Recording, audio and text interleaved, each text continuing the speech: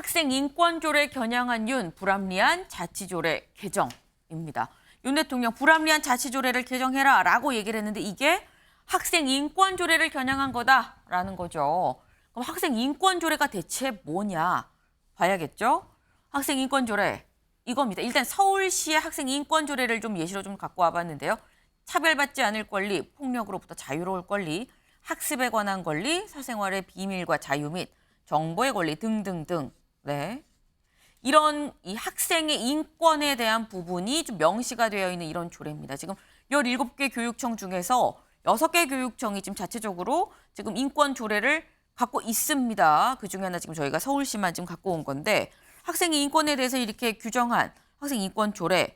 이게 일부 좀 불합리한 부분이 있으니 개정을 해라라는 건데 다음 기사 좀 이어서 보겠습니다. 교육부 학생인권조례 악성 민원의 근거가 된다. 교육활동에 침해가 된다라고 밝혔습니다. 교육부 차관의 목소리 직접 들어보고 오시죠.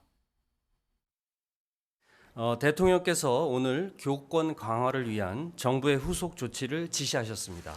교육부는 현재의 상황에 대해 무거운 책임감을 느끼며 선생님들의 정당한 권리를 보장하고 안전한 환경에서 교육 활동이 보장될 수 있도록 최선을 다하겠습니다.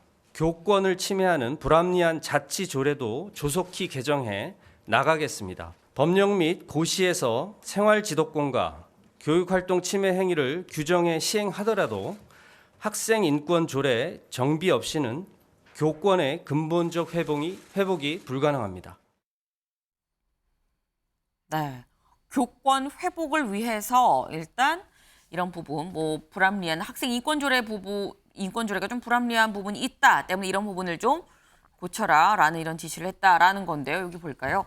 학생 생활지도 고시 8월까지 제정, 피해 교원과 가해 학생 즉시 분리, 교권 침해 사항은 학생부 기록 추진. 네.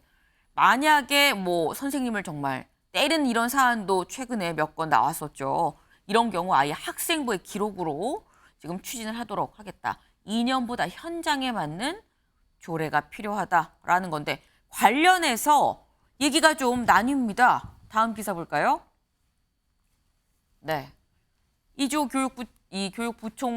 교육부총리죠. 잠자는 학생도 못 깨운다. 네, 조희연. 배가 산으로 갈 수도. 다른 입장을 지금 보이고 있습니다. 윤경호 위원님. 어떻게 보세요? 학생 인권 조례. 이게 과연 진보와 보수로 나뉘어서 대책이 이렇게 따로따로 갈 사안인가. 지금 서희 초등학교 교사의 극단적인 선택이 과연 진보와 보수로 나뉘어서 입장이 이렇게 달라야 될 사안인가. 학생 인권이라는 거와 교권이라는 게 그러면 부딪히는 상충되는 것인가? 상충되는 것인가. 저는 그렇게 접근을 하면 해법 찾기 어렵다고 봐요. 그러면 아마 목소리 큰 쪽이 더 우위겠죠. 학생 인권 조례라는 게 전국의 17개 이 일선 시도 교육청 중에 6군데만 지금 채택이 돼 있는 것도 저는 사실 이번 처음 알았어요. 그러니까 진보 성향의 교육감이 있는 곳이면 당연히 이게 있나 보다라고 생각을 했는데 네. 꼭 그것만은 아닌 것 같아요. 그리고 학생 인권 조례라는 게 학생을 하나의 인격체로 대접하자라는 건데 그 대접하자라고 하는 거는 주체가 누구냐 이거죠. 교사냐? 저는 이 학생과 교사가 끊임없이 지금 대립과 갈등의 관계라고 보고 대책을 지금 강구하고 대통령이 지시한 것도 학생 인권 조례라는 게 손봐줘야 된다. 이게 진보 쪽의 교육감이나 이런 분들이 만든 거니까 빨리 개정을 해라. 만약에 이런 차원이라면 그건 너무 한쪽만 본 거 아닌가. 교사와 학생 간에 그다음에 이번에 서희 초등학교 이 교사의 극단적인 선택의 이면에는 네. 우리 사회가 정말 단 하나도 손해를 보지 말아야 된다고 애들을 가르치는 부모들에게 있는 거 아닌가. 부모는 진보와 보수로 나뉘나요? 성향에 따라 그럴 수는 있겠죠. 네. 그러나 자기 자식의 문제에 관해서는 어느 누구도 이만큼의 손해도 안 보려고 하고 양보도 안 하려고 하는 데서부터 교사에게 아주 강압적인 아니면 민원 뭐 여러 그런 것들이 발생하는 거 아닐까.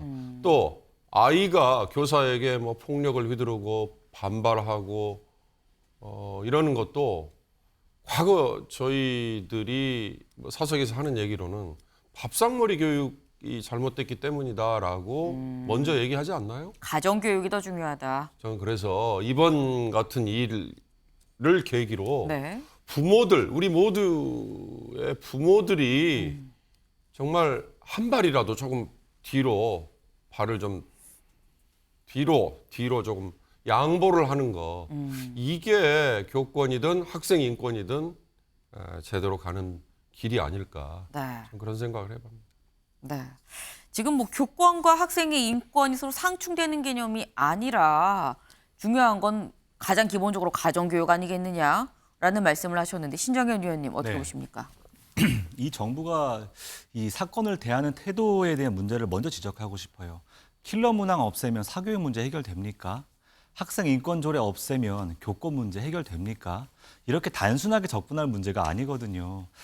그런데 이러한 문제를 마치 학생 인권 조례가 있었기 때문에 마치 교권의 침해가 있었다. 이거는 상당히 이 문제를 호도한 그런 정부의 무책임한 태도라고 생각해요. 아까 전에 우리 앵커께서도 설명하셨지만 차별받지 아니할 권리, 폭력으로부터 자유로울 권리, 양심과 종교의 자유를 보장받을 권리, 소수 학생들의 권리를 보장받을 권리. 이거야말로 학교에서 교사가 학생들을 이렇게 교육하기 위해서 노력하는 그 자체가 하나의 시민의 모습 아닙니까?